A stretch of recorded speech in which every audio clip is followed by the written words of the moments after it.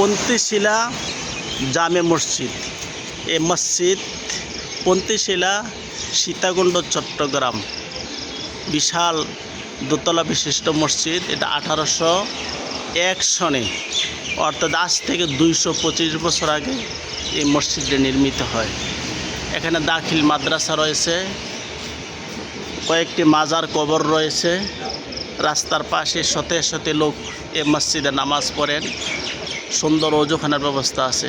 আল্লাহ পাক এই মসজিদ যারা প্রতিষ্ঠিত করতেন, পন্থীশিলা জামে মসজিদ, আল্লাহ পাক সকলকে কবুল করুন, পরকালে সকলকে জান্নাত নসিব করুন। আসসালামু আলাইকুম।